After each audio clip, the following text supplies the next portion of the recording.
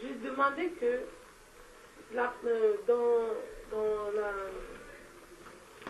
je demandais comment est-ce que si par exemple on est face à un couple qui n'a rien, qui financièrement n'a rien et qui veut se marier, est-ce que quelle est la méthode, quelle est la conduite à tenir? Parce que moi je me suis renseignée et on m'a dit que il y a le pasteur Matilo qui a dit que si un homme n'est pas financièrement prêt à s'occuper de sa femme, il n'est pas censé prendre cette femme-là. C'est dans la Bible. Moi, je n'ai pas vu ça dans la Bible, mais c'est ce que lui il dit. Il dit que l'homme doit pouvoir financièrement être capable de s'occuper de son épouse. Je demande donc si c'est dans la Bible. Maintenant, je voulais donc savoir quelle est la vraie version. Est-ce que c'est dans la Bible? Non, attends, moi je peux répondre à cette question un peu quoi. Je ne réponds pas, ouais. Non, parce que le frère Georges et le frère Patrick, ils ont, je crois que je le savais déjà un peu, mais ils nous ont dit, tout ce qu'on fait, on doit avoir référence dans la Bible. Parce que c'est la volonté de Dieu qu'on a transmise à travers la Bible. Donc si on a besoin de chercher un truc spirituellement, on se réfère à la Bible. Alors, si tu sais que un comportement pareil n'existe pas dans la Bible, ça veut dire que c'est automatiquement, c'est pas logique. Ça veut dire que automatiquement... Je ne sais pas si ça existe dans la Bible ou pas. C'est pour cela que j'ai pris la peine de demander. Moi, je ne sais pas. C'est ça que j'ai demandé au frère Georges que ça se passe comment. J'aimerais me marier, mais je n'ai pas d'argent. Mon fiancé n'a pas d'argent. Comment on fait? Pour vous marier? Oui. Mais l'argent vient faire quoi dans le mariage? Moi je comprends. Attends. L'argent vient faire quoi dans le mariage? Je ne sais rien, mais c'est parce que d'après les enseignements, parce que je suis beaucoup Marcelo là, et ça m'a fait un peu quoi que je sais. Pourquoi il dit ça? Je vais te donner juste un verset. Fin Genèse chapitre 2. Waouh! Je vous ai fatigué. Non, c'est que... Quand on parle de mariage, on parle de l'argent. Quand on veut comprendre, quand on veut savoir, quand on apprend, aucune question n'est bête. Ah oui, non, par contre c'est la question. Non, tu fais très bien de poser la question. Non, c'est par rapport au raisonnement de Marcelo. Oui, au raisonnement de Marcelo Tounassi qui est censé expliquer la parole de Dieu. C'est de Genèse 1. C'est lui qui a donné le passage. Genèse 2. Genèse 2. Prends le verset 18 d'abord. L'Éternel Dieu dit, il n'est pas bon que l'homme soit seul. Je lui ferai une aide semblable à lui. C'est bon. Je lui ferai une aide semblable à lui. Tu vas aller pour la suite. Disons comme ce n'est pas long. L'Éternel Dieu forma de la terre tous les animaux des champs et tous les oiseaux du ciel, et il les fit venir vers l'homme pour voir comment il les appellerait. Verset 20, et l'homme donna des noms. Ça, c'est bon. Verset 23. Verset 21. Alors l'Éternel Dieu fit tomber un profond sommeil sur l'homme. Donc, l'homme est endormi.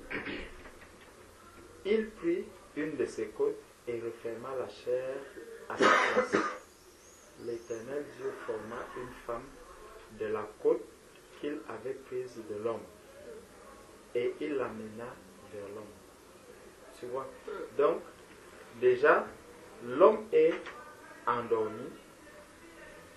S'il est donc endormi, ça veut donc dire que il n'est pas dans la posture où, bon, son matériel va influencer quelque chose en lui à ce qui est en train de se passer. Tu vois un peu? Donc l'homme est endormi et c'est de là que Dieu sort Ève de sa côte. Tu vois un peu. Donc Ève, même quand elle arrive, est-ce que Ève sait que Adam qui est là, Dieu vient souvent le visiter ou quoi que ce soit? Non, elle n'est au courant de rien. Mais elle arrive et voici ce qui est écrit par la suite. Et l'homme dit, voici cette fois celle qui est os de mes os et chair de ma chair. On l'appellera femme parce qu'elle a été prise de l'homme. Verset 24.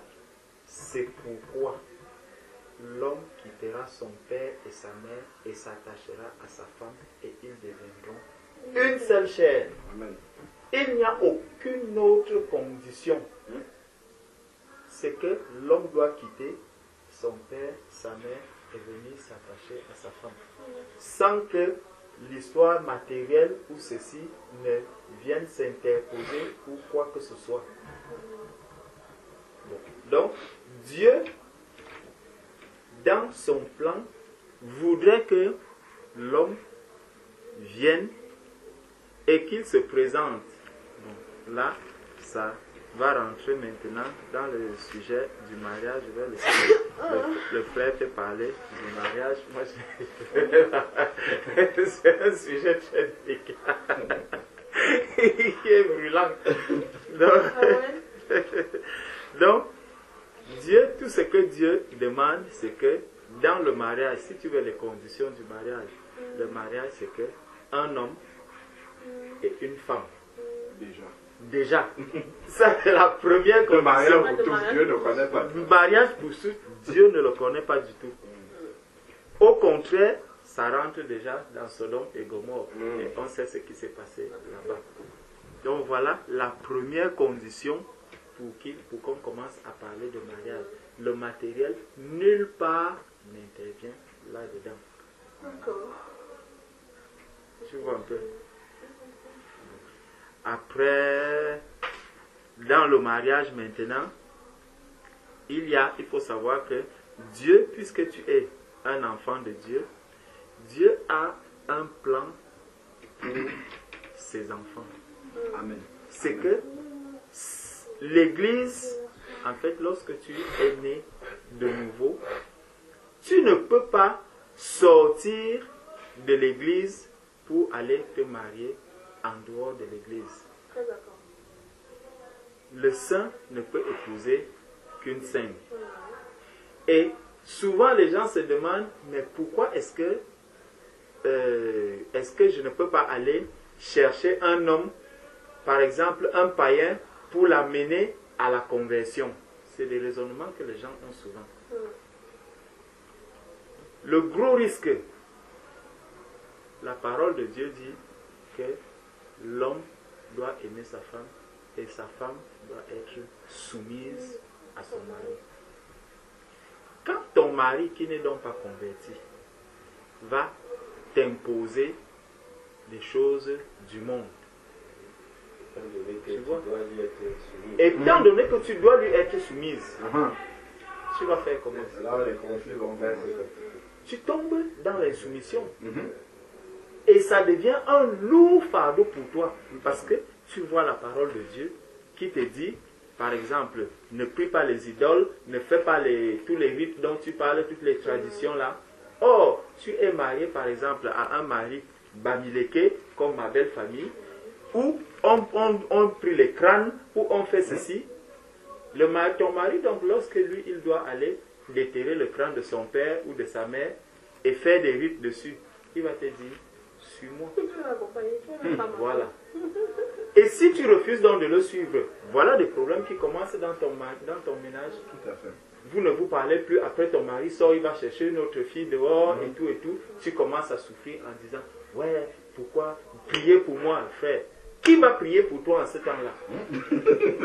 Tu as désobéi à Dieu dès le départ. Tout à fait. Exactement. Donc, tu vois un peu. Donc, tout ce que Dieu dit, c'est pour ça qu'il dit que si vous m'aimez, gardez mes commandements. Donc, moi, si je peux répondre par rapport Non, ça y est, c'est... À ce niveau-là, ça va. Mais j'en fais le... Attends, je vais compléter un peu ce que le frère a dit. Par rapport à l'argent dans le mariage. Regardons un peu dans Genèse chapitre 1.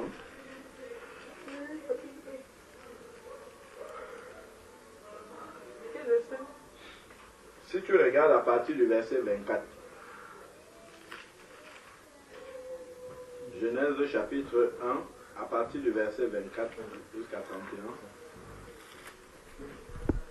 Il est écrit, Dieu dit que la terre produise des êtres vivants selon leur espèce, bétail, reptiles, animaux terrestres, chacun selon son espèce. Il en fut ainsi. Dieu fit les animaux de la terre selon leur espèce, le bétail selon son espèce et tous les reptiles du sol selon leur espèce. Dieu vit que cela était bon. Dieu dit, faisons l'homme à notre image, selon notre ressemblance, pour qu'il domine sur les poissons de la mer, sur les oiseaux du ciel, sur le bétail de toute la terre et sur tous les reptiles qui rampent sur la terre. Dieu créa à son image, Dieu créa l'homme à son image, il créa à l'image de Dieu, homme et femme, il les créa. Dieu les bénit et dit, soyez féconds, multipliez-vous, remplissez la terre, soumettez-la, dominez sur les poissons de la mer, sur les oiseaux du ciel et sur tous les animaux, tout animal qui rampe sur la terre. Dieu dit, voici, je vous donne toute l'herbe porteuse de semences. C'est ce passage-là qui nous intéresse. Dieu dit, voici, je vous donne toute herbe porteuse de semences et qui est à la surface de toute la terre, et tout arbre fruitier porteuse de semences, ce sera votre nourriture. Donc, en fait, quand Dieu va amener Ève auprès d'Adam, c'est lui qui pourvoit pour leur nourriture. Je ne sais pas si tu as vu ce qui est écrit là. Dieu a dit, je vous donne. Donc, c'est Dieu qui pourvoit, c'est lui qui vient avec le matériel. Donc, Dieu étant le père de l'homme et le père de la femme. Voilà, c'est Dieu qui pourvoit. Donc, si Dieu vous marie, le lendemain lui appartient. C'est lui qui va nourrir votre foyer. Voilà. C'est ça, déjà, c'est la chose la plus importante. Maintenant, après avoir dit, parce que c'est très important ce que le frère a dit, quand on regarde en 2 Corinthiens chapitre 6 verset 14, il est dit, quel contrat d'alliance y a-t-il entre l'infidèle et le fidèle? Quel contrat y a-t-il entre le temple des idoles et le temple du Saint-Esprit? Si on dit que vous deviendrez une seule chair, on voit bien qu'est-ce que ça signifie dans le domaine physique. Et il dit, qu'est-ce qu'il y a à voir entre le temple des idoles et le temple du Saint-Esprit? Il n'y a rien à voir. Donc, si on n'a pas encore fait le choix de son conjoint étant déjà converti, il faut forcément choisir quelqu'un qui est converti. Si jamais on s'est converti étant déjà marié avec un païen, la Bible nous dit que s'il consent à rester avec nous, il ne faut pas qu'on divorce parce que on est marié à un païen. Donc, ça déjà c'est le fondement. Maintenant, le mariage selon Dieu, c'est dit dans Genèse 24, où tu pourras méditer tout le passage, où Abraham, regardons d'abord le début, c'est important parce que ça va confirmer ce qu'on a dit là. Genèse 24 à partir du verset 1. Abraham était vieux. Genèse chapitre 24. Abraham était vieux, il avait atteint un âge avancé et l'Éternel l'avait béni en tout. Abraham dit à son serviteur, le plus ancien de sa maison, qui administrait tous ses biens, tu vas mettre ta main sous ma cuisse et je te ferai jurer par l'Éternel, le Dieu du ciel et le Dieu de la terre, de ne pas prendre pour mon fils une femme parmi les Cananéens. Je reprends encore. Abraham était vieux. Il avait atteint un âge avancé et l'Éternel avait béni en tout. Verset 2. Abraham dit à son serviteur, le plus ancien de sa maison, qui administrait tous ses biens, tu vas mettre ta main sous ma cuisse et je te ferai jurer par l'Éternel, le Dieu du ciel et de la terre, de ne pas prendre pour mon fils une femme parmi les Cananéens au milieu desquels j'habite. Donc c'est Abraham qui se prépare à envoyer son serviteur pour aller prendre, parce que lui il est vieux, il ne peut plus se déplacer, pour aller prendre une femme pour son fils. Et il lui dit, tu vas jurer devant le Seigneur que tu ne vas pas prendre une païenne. En gros, c'est ça qu'il lui dit parmi les Cananéens. Parce que lui, il est un enfant de Dieu, son fils est un enfant de Dieu, et il n'est pas question qu'on aille prendre quelqu'un qui n'est pas un enfant de Dieu pour son fils.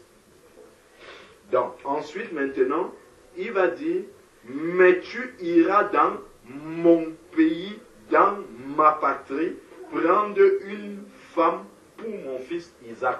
C'est où notre pays, c'est où notre patrie, c'est l'église de Jésus-Christ. Amen. Non, c'est dans l'église qu'on doit chercher.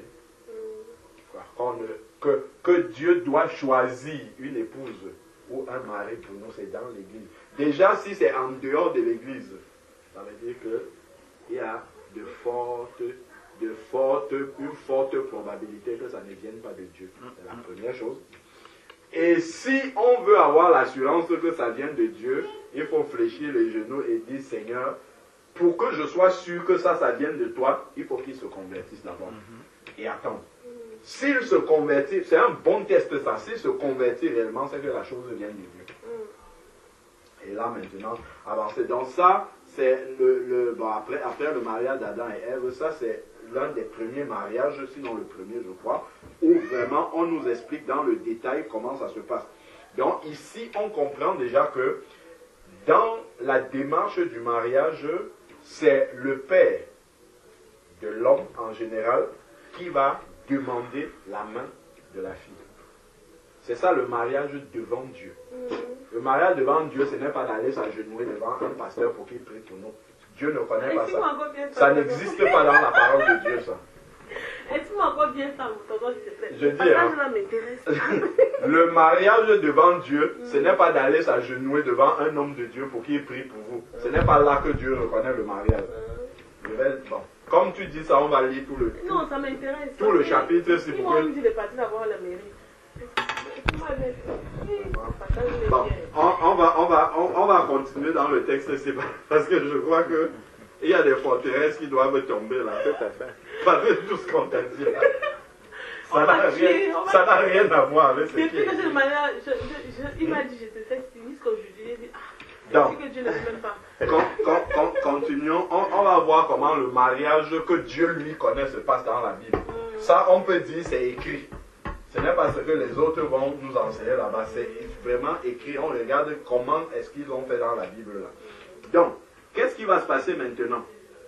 Le serviteur lui répondit, peut-être la femme ne voudra-t-elle pas, nous sommes au verset 5, peut-être la femme ne voudrait-elle pas me suivre dans ce pays?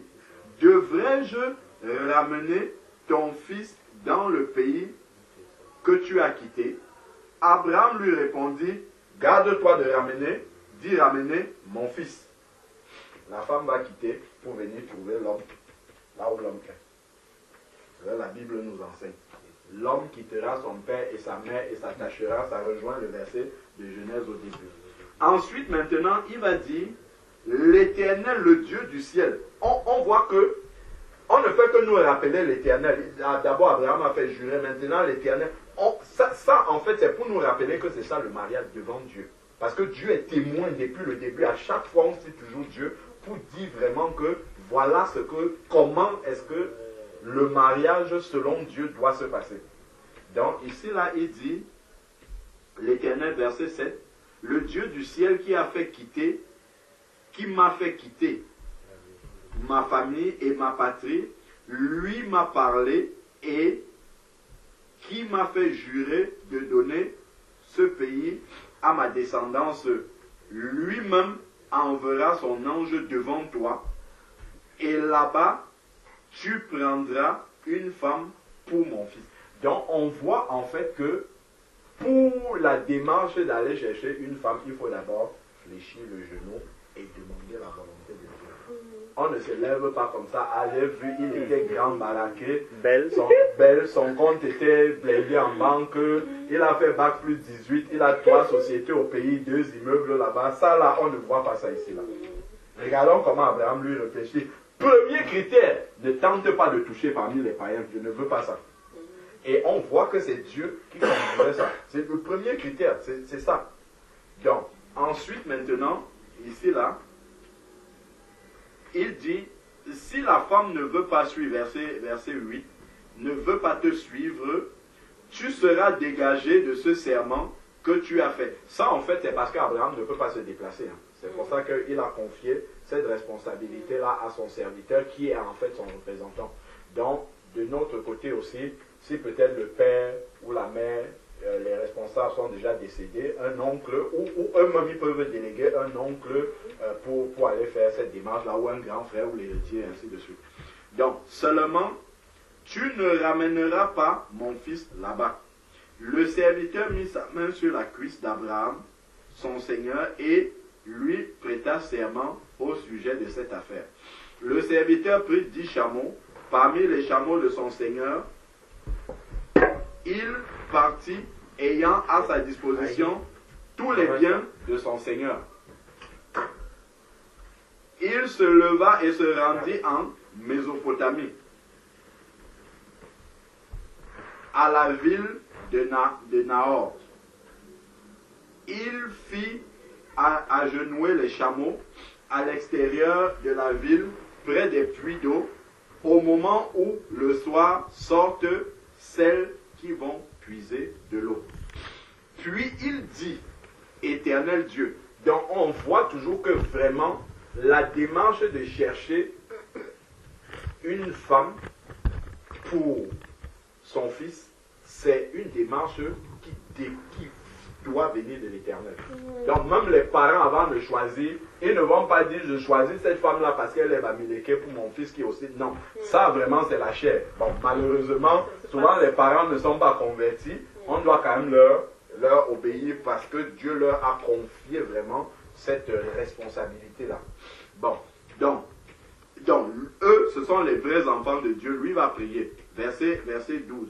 Puis il dit, Éternel Dieu de mon Seigneur Abraham, fais-moi, je te prie, rencontrer aujourd'hui ce que je cherchais et agis avec bienveillance envers mon Seigneur Abraham. Il est en train d'aller chercher l'enfant la femme pour Isaac. Mais il dit d'agir avec bienveillance envers son Seigneur Abraham. Pas envers Isaac, mais avec Abraham. C'est vraiment pour nous montrer que le choix de l'épouse, le mariage de l'enfant, c'est la responsabilité des parents en fait. C'est vraiment les parents qui donnent leur fille en mariage et qui viennent chercher la fille pour leur fils. C'est vraiment Abraham, c'est presque comme si c'était Abraham qui était le mari. Tu vois? Et ça c'est important en fait, et c'est ça qui a été renversé par l'évangile des hommes. Au lieu de donner la responsabilité, l'honneur, la place aux parents dans le mariage, les hommes de Dieu sont venus remplacer les parents. Et ça, c'est pas normal, ce n'est pas biblique ça en fait. Ce sont les parents qui ont cette responsabilité-là. C'est aux parents que Dieu a confié cette responsabilité. C'est pour ça que la Bible dit, l'homme quittera son père et sa mère et s'attachera à sa femme et ils deviendront une seule chair. Pourquoi? Parce que avant de quitter les parents, l'homme était sous la responsabilité de ses parents. Et c'est au travers du mariage que Dieu libère en fait l'enfant de la responsabilité de ses parents. Et les parents, c'est eux qui doivent donner leur accord. Donc poursuivons ici. Ensuite maintenant, verset 13. Me voici placé près de la source d'eau et les filles des gens de la ville sortent pour puiser de l'eau. Que la jeune fille à laquelle je dirai, penche ta cruche, je te prie, pour que je boive, et qui répond, bois. Je donnerai aussi à boire à tes chameaux, soit celle que tu auras destinée à mon serviteur Isaac. C'est un peu comme lorsque Dieu a endormi Adam, il a sorti Ève de sa côte. Lui-même, il a décidé si Ève devait être grande, petite, grosse ou bien mince. Lui-même, il a décidé de tout ce qui regarde Ève, en fait, et il l'a amené à Adam. De la même manière, en fait, le serviteur ici, il a juste respecté une consigne, c'est d'aller dans la famille d'Abraham, au milieu des convertis. Il n'a pas commencé à décrire qu'elle doit être grande, petite, de taille physique, avoir, je ne sais pas, d'une famille très riche, ainsi. Non. Il dit seulement à Dieu, il a laissé toute la responsabilité à Dieu de choisir pour lui. Il dit, lui, il veut juste reconnaître par un signe. Parce qu'il a besoin de reconnaître que c'est celle-ci que Dieu a choisie. Peu importe de comment physiquement elle sera, de son niveau intellectuel, tout ça. Si c'est celle qui va venir, qui va lui donner de l'eau et qui va donner l'eau aussi à ses chameaux, il saura que c'est la bonne. Je fais une parenthèse. Il y a un frère dans une assemblée. Il cherchait une femme. Donc, il priait, Seigneur, donne-moi une femme, Seigneur, donne-moi une femme, Seigneur, donne-moi une femme, Seigneur, donne-moi une femme. Un jour, il vient s'asseoir comme ça dans l'assemblée. Il se penche, il commence à prier, Seigneur, vraiment, il faut que tu penses vraiment à cette prière que j'élève vers toi. Fais que celle qui vient s'asseoir à gauche de moi, vraiment, que cette sœur-là, que ça soit ma femme. Quand il finit de prier comme ça, il ouvre les yeux. Il y a une sœur bien handicapée, physique bien, qui ne marchait qu'on devait porter seulement. Elle est venue s'asseoir à côté de lui. Il regarde. Seigneur, le Seigneur lui dit que mais, tu as demandé non. Là voilà qui est à côté de toi. Oui. Donc lui, quand il regarde, il dit, non, ça ne peut pas être le Seigneur. Oh, c'est la réponse du Seigneur qui correspond à ce que le Seigneur a donné pour lui.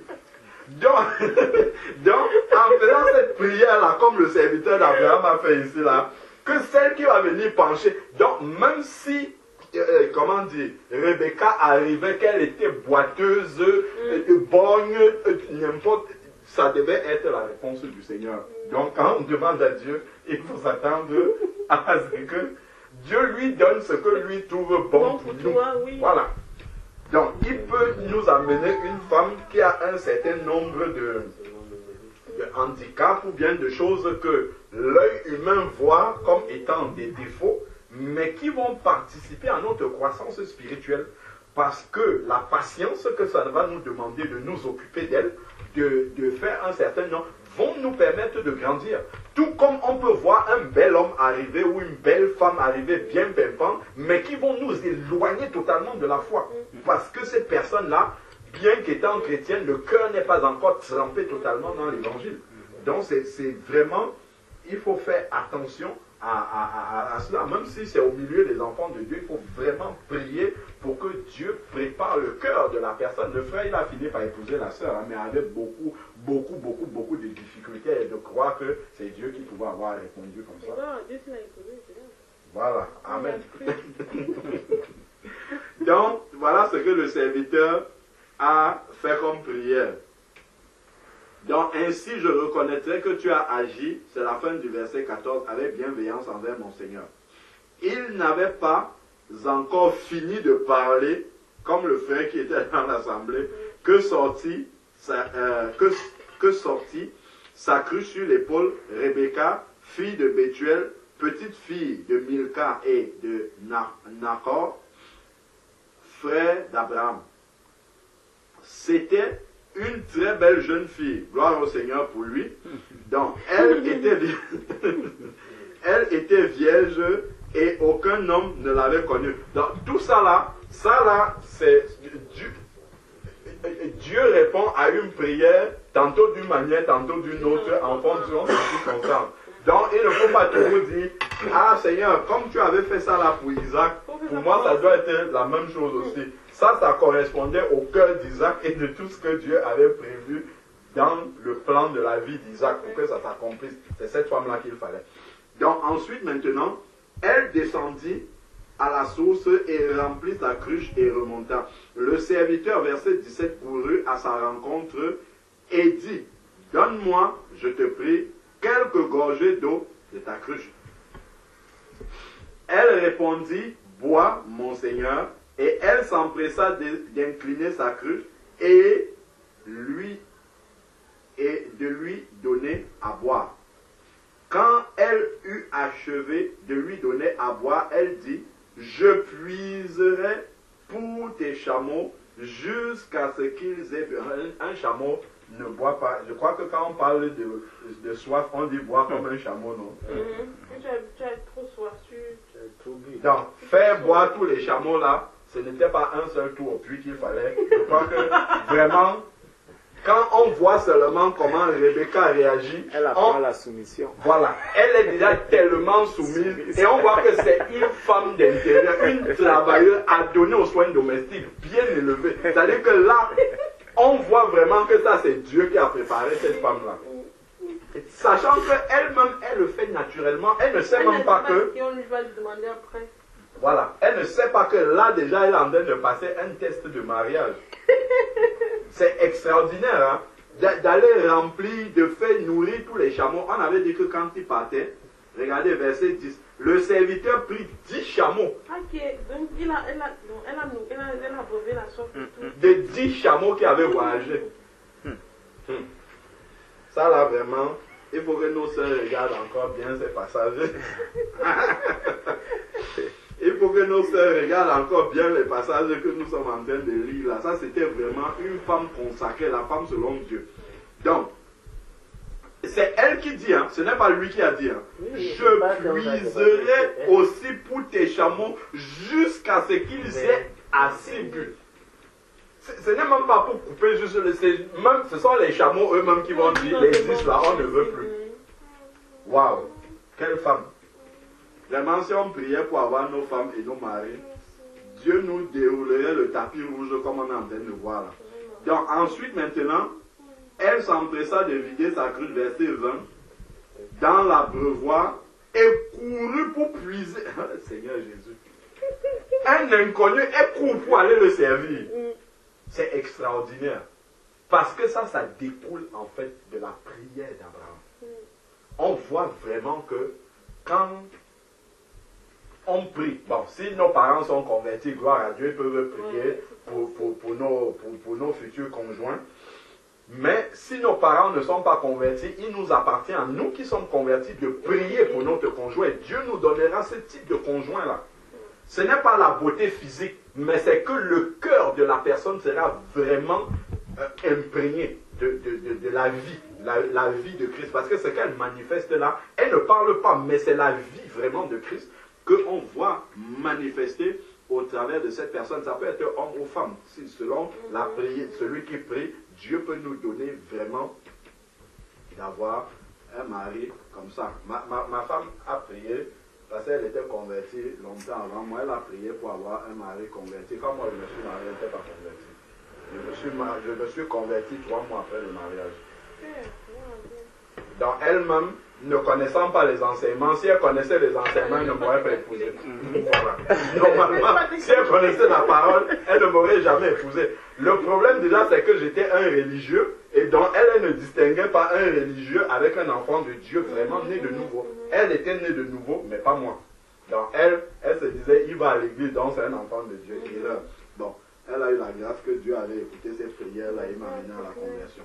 Donc, alors maintenant, ici, là, verset 21, maintenant qu'il a vu tous ces signes-là, il sait que ça, là, ça vient de Dieu.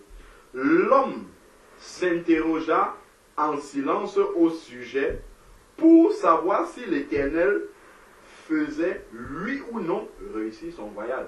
Donc, à chaque fois, il va toujours s'arrêter pour interroger le Seigneur, est-ce que ça vient de toi? Et c'est là vraiment qu'on voit le mariage selon Dieu. Il n'y a pas un homme de Dieu ici, hein. Il n'y a pas un pasteur ou un sacrificateur ou un juge ou un prophète, alors que ça existait. Les prophètes, les sacrificateurs, on ne voit pas ça. c'est vraiment le... Bon, ici, là, le serviteur est le représentant du Père. On voit que c'est le Père avec Dieu, en fait. Donc, et on voit vraiment que la démarche du Père est celle que Dieu est en train de valider comme étant lui-même, comment dire, Va dans ta chambre. il valide vraiment le mariage. Donc ensuite, maintenant, ici, là, Va dans ta chambre. regardons la question maintenant. Va dans ta chambre. Euh, Attends, va dans ta chambre. verset 22 maintenant. Tu prends les enfants du village. Quand les chameaux eurent fini de boire, waouh, donc elle a ramené jusqu'à ce que les chameaux eurent fini de boire. Quelle patience! Donc on voit déjà, quelle patience sans murmure! Waouh! C'est pas possible ça. Ça c'est vraiment la réponse de Dieu avec le sourire. À un inconnu, quelqu'un qu'elle ne connaît pas. Quand les chameaux eurent fini de boire, l'homme prit un anneau d'or du poids d'un demi-cycle et 2 bracelets du poids de 10 cycles d'or pour ses poignets, et il lui dit, voilà comment le mariage devant le Seigneur va commencer. Regarde la question qu'il lui pose. Il ne dit pas, c'est quel homme de Dieu, c'est avec qui que tu pries pour que j'aille voir s'il peut nous organiser le mariage. Regarde la question qu'il pose. De qui es-tu la fille? Parce que lui, étant avec Abraham, est aussi un serviteur du Seigneur. Et il sait que pour que Dieu valide le mariage, il faut que les parents de la fille valident le mariage. C'est pour ça qu'il lui pose la question de savoir de qui es-tu la fille. Donc, y a-t-il pour nous dans la maison de qui, de ton père, de la place pour passer la nuit? Elle répondit, je suis la fille de Bethuel, fils de Milka, que Milka a donné à Nahor.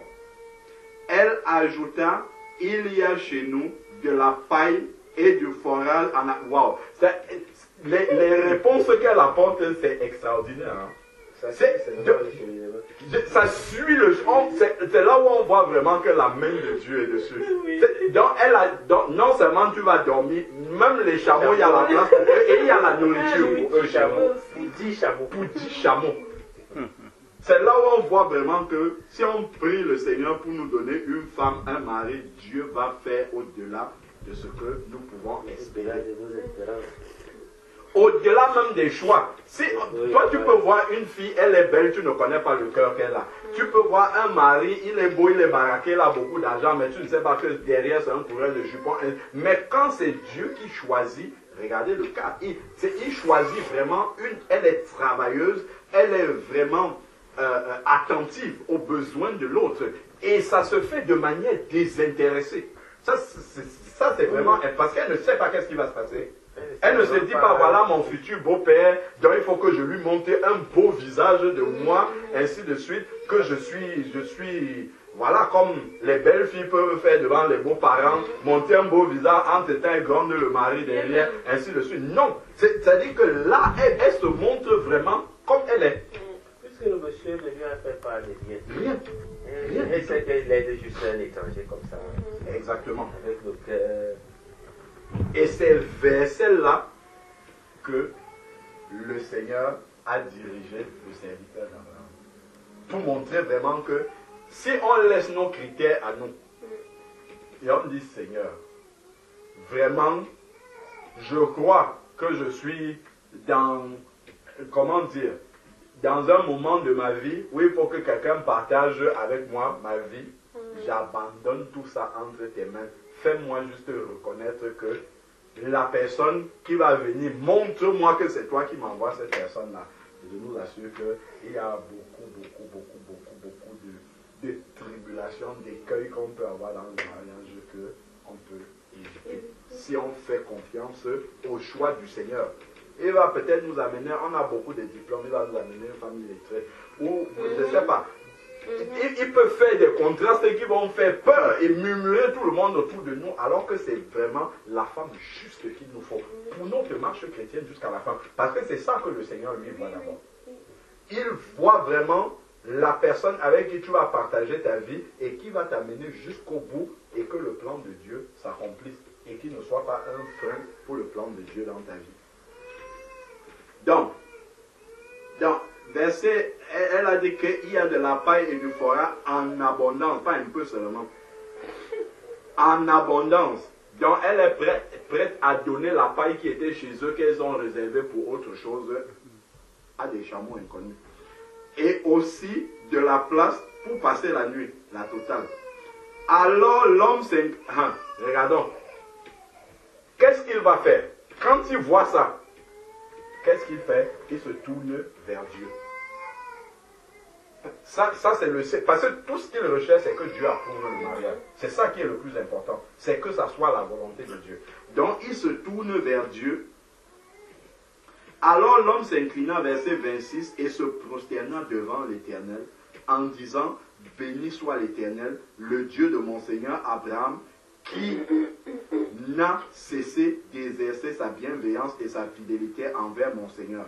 L'Éternel a guidé mes pas jusque dans la maison des frères de mon Seigneur. Exactement là où Abraham l'a envoyé. La jeune fille courut raconter tout cela à qui? À sa mère. Rebecca avait un frère nommé Laban. Laban courut dehors vers l'homme, près de la source. On voit vraiment que Dieu a tout conduit. Donc même celui qui représente le beau-père, il court même vers le serviteur, là-bas. Il avait Qu'est-ce qui se passe? Rebecca avait un frère nommé Laban. Laban courut dehors vers l'homme près de la source. Il avait vu l'anneau et les bracelets aux mains de sa sœur. Donc c'est le frère ici qui représente le père. Et il avait entendu les paroles de sa sœur Rebecca qui disait, ainsi m'a parlé cet homme. Il a compris que c'est une question de mariage. Voilà. Donc, il vint donc vers l'homme qui se tenait auprès des chameaux vers la source. Il lui dit, viens, toi qui es béni de l'Éternel. Gloire au Seigneur, vraiment. Quand ce sont des familles d'enfants de Dieu qui se rencontrent, c'est extraordinaire. Pourquoi restes-tu dehors? L'hospitalité. J'ai balayé la maison et une place pour les chameaux. L'homme entra dans la maison. Laban fit décharger les chameaux et donna de la paille et du fourrage aux chameaux et de l'eau pour laver les pieds à l'homme et les gens qui l'accompagnaient. Puis on plaça devant lui de quoi manger, donc bien accueilli dans la belle famille. Mais il dit, je ne mangerai pas avant d'avoir dit ce que j'ai à dire. Parle, dit Laban. En fait, là on a commencé le mariage. Il n'y a pas de préparatifs, il n'y a pas de robe de mariée, il n'y a rien. Là le mariage a commencé en fait ici. Donc, poursuivons. Alors il dit, je suis le serviteur d'Abraham. L'Éternel a grandement béni mon Seigneur, qui est devenu un homme important. Il lui a donné du petit et du gros bétail, de l'argent et de l'or. Donc il donne d'abord les nouvelles d'Abraham à sa famille. Sarah, la femme de mon Seigneur Abraham, Sarah, la femme de mon Seigneur, a dans sa vieillesse enfanté un fils, à mon Seigneur, c'est-à-dire c'est à ce fils qu'il a donné tout ce qui lui appartient. Mon Seigneur m'a fait prêter serment en me disant, tu ne prendras pas pour mon fils une femme parmi les Cananéens dans le pays duquel j'habite. Il rappelle que ce n'est pas au milieu des païens, donc il n'est pas venu là par hasard.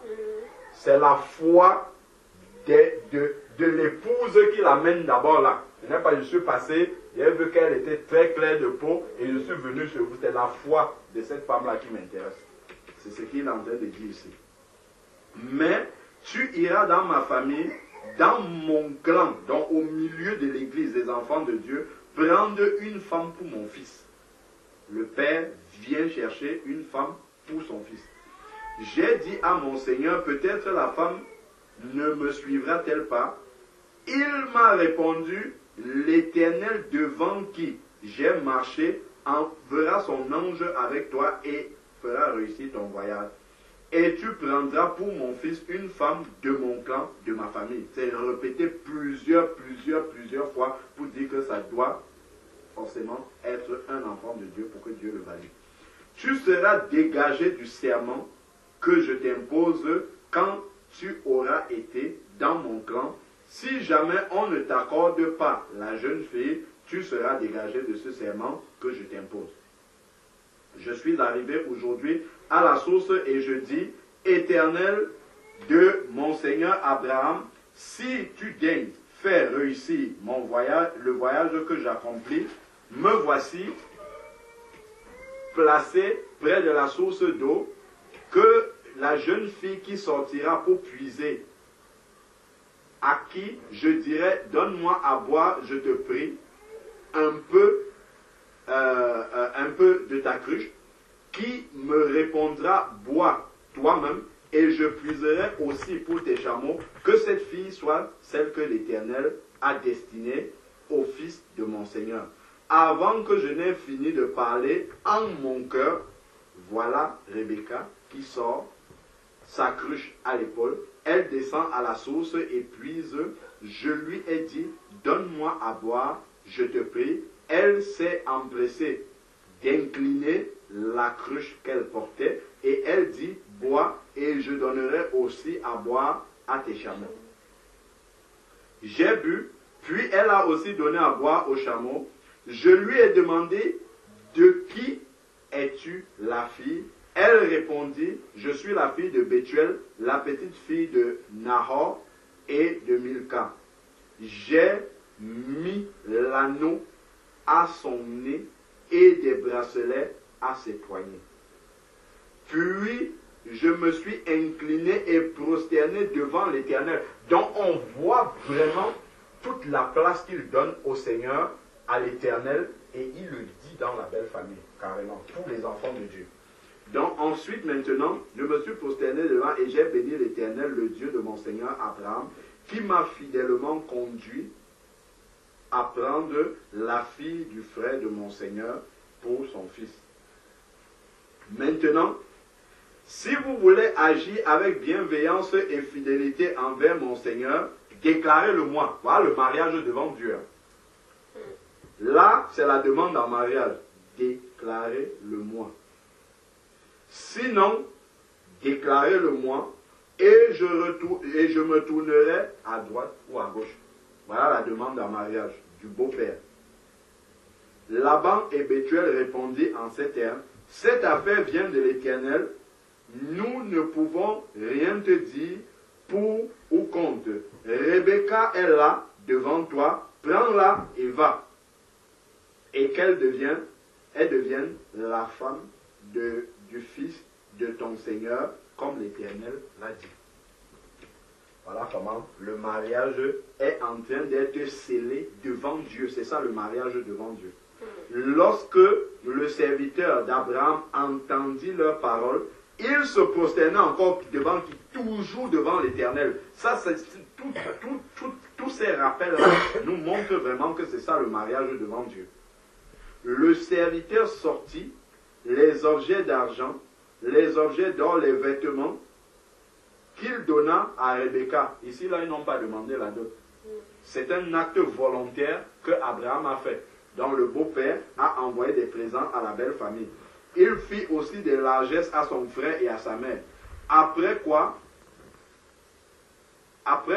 lui et les gens qui l'accompagnaient mangeaient et bu et passèrent la nuit. Le mariage est fait. Il n'y a pas eu de préparatifs comme nous on prépare le mariage un an avant, on fait les plans des tables, on fait, je ne sais pas moi, ce n'est pas comment dire, ce n'est pas un péché de le faire, mais par contre, ce n'est pas ça qui valide le mariage devant Dieu. Ce qui valide le mariage devant Dieu, c'est la démarche qu'on vient de voir. C'est le beau-père, le père du garçon, va dans la famille de la fille et demande la main pour son fils. Ils acceptent là-bas, tac, les deux familles, on va voir après, bénissent les enfants, le mariage est scellé devant Dieu. Ils peuvent partager un repas ensemble et c'est terminé. Le mariage est validé devant Dieu. Dieu connaît déjà ce mariage-là. Donc, ensuite, maintenant, ici, laissez-moi repartir. Quand ils furent levés, le serviteur dit, laissez-moi repartir vers mon Seigneur. Le frère et la mère dirent, que la jeune fille reste avec nous quelque temps, encore une dizaine de jours, ensuite tu partiras, tu pourras partir. Il leur répondit, ne me retardez pas, puisque l'Éternel a fait réussir mon voyage, donc l'Éternel a validé déjà le mariage. Donc elle peut partir avec ses beaux-parents. Ce qu'on appelle le mariage coutumier chez nous au pays, c'est ça le mariage devant Dieu. C'est ça le mariage que Dieu valide. Où la famille de l'homme va dans la famille de la femme, et puis ils parlent entre eux, la famille de la femme donne la femme, et puis les parents, s'ils sont chrétiens, ils prient pour les jeunes conjoints. C'est ça le mariage devant Dieu. Il n'y a pas d'homme de Dieu qui vienne célébrer un mariage là-dedans. Ça n'existe pas dans la Bible. Donc ensuite maintenant, alors verset 57, il répondit, appelons la jeune fille et consultons-la pour savoir si elle veut partir. Ils appelaient Rebecca et lui dit, veux-tu aller avec cet homme? Elle répondit, oui. Ils laissèrent alors partir leur sœur Rebecca et sa nourrice avec le serviteur d'Abraham et ses gens. Il les bénit et dit, toi, notre sœur, deviens des milliers, des myriades, que ta descendance ait le contrôle sur ceux qui te haïssent. Rebecca se leva avec ses jeunes servantes. Elles montèrent sur les chameaux et suivirent l'homme. Le serviteur prit Rebecca et partit. Voilà le mariage complet selon Dieu. Quand tu vas voir dans Jean chapitre 2, tu peux encore regarder, hein, dans Genèse 29, il y a le mariage de Jacob, c'est pareil. Si tu regardes dans Juge 14, c'est le mariage de Samson, c'est pareil. Il voit une jeune fille, il va parler à ses parents, allez prendre telle fille pour moi, pour épouse. Et si tu vois maintenant dans Jean 2, le passage que beaucoup de personnes qui aiment l'alcool prennent souvent et disent que Jésus a changé l'eau en vin, donc on doit boire beaucoup de vin. Donc en fait, dans ce passage, on voit que Jésus était invité à un mariage. Jésus n'a pas participé dans le sens de célébrer le mariage. Pas du tout, il était un simple invité, parce que le mariage, c'est une affaire de famille. Donc, dès l'instant où les deux parents, ou les représentants des parents ont validé le mariage est directement validé par Dieu. Donc, les deux personnes ne sont plus, si elles étaient avant dans le péché, ne sont plus dans le péché. Maintenant, l'étape d'après, en tant qu'enfant de Dieu, nous on sait que Dieu a validé le mariage, que c'est ça le mariage devant Dieu. Par contre, les gens de la société dans laquelle nous vivons ne connaissent pas ça comme étant le mariage devant Dieu. Donc, pour éviter d'être un scandale pour eux, au lieu de rester là, pour eux c'est du concubinage, on va aller passer devant les autorités, devant le maire, parce que le maire, quand lui valide le mariage, c'est à ce moment-là que la société sait officiellement que nous sommes mariés. Donc, pour éviter d'être un scandale pour la société, on va aller passer devant le maire pour ne pas choquer la société. Et là, vraiment, voilà la démarche qu'un enfant de Dieu doit avoir. Et dans tout ce qu'on a dit là, nulle part il n'est question d'argent. Du début jusqu'à la fin, là, il n'y a pas une question d'argent là-dedans. C'est une question de consulter Dieu. Et si c'est sa volonté, que la personne en face qu'on recherche, que son cœur soit préparé et accepte. Les lendemains appartiennent à Dieu. Si vous devez manger le riz et le tapioca tous les jours, c'est ça que Dieu aura pourvu. Voilà, que sa volonté soit faite. Donc, c'est ça le mariage selon Dieu. Amen. C'est même très dangereux ce qu'il a dit, parce que quand tu regardes dans Éphésiens 5, on nous rappelle que l'Église est l'épouse de Christ. Et mettre les finances, mettre l'argent dans le mariage, c'est quelque chose de très très dangereux. Ça veut dire que Christ, en fait, pour que, et on comprend un peu la logique dans laquelle ces personnes-là peuvent se trouver, pour amener quelqu'un, par exemple, au baptême, où on va te demander de payer. On te dit, les actes, il y a ce qu'on appelle les actes pastoraux. On te dit, pour te baptiser, pour devenir... Dans la préparation. Voilà, dans la préparation, il y a un taux que tu dois payer pour le baptême. Dans les assemblées, je sais, où on paye le baptême parfois à 50 €, le baptême des bébés a un prix, le baptême des personnes adultes a un prix, et on paye tout cela. Ça fait que, donc, pour devenir l'épouse de Christ, tu payes. Tu vois un peu, c'est tellement dangereux, je ne sais pas si lui-même en disant cela, en sortant ça de la bouche, il a mesuré l'impact que cela peut avoir même dans le corps du Christ. Devant Dieu, c'est très très dangereux de dire qu'il faut l'argent, il faut conditionner le mariage par l'argent. Donc si tu n'as pas l'argent, tu ne peux pas te marier, c'est quelque chose de très grave. Très très dangereux. Et ça peut même faire que des personnes restent dans le péché. Voilà. Si tu as des personnes qui veulent valider leur mariage, voilà. Ils sont devenus enfants de Dieu, ils ont compris que s'ils étaient en concubinage, tout ça, il faut qu'ils valident les choses devant Dieu, et ils veulent le faire, et s'ils n'ont pas les moyens, ils vont rester comme ça, dans le péché. L'argent ne doit pas être quelque chose, comme on sait, l'or et l'argent appartiennent au Seigneur, il pourvoira pour la suite. Amen. Si les deux cœurs sont d'accord, les parents sont d'accord, on doit se marier. On ne doit pas attendre d'avoir l'argent pour célébrer le mariage. Amen.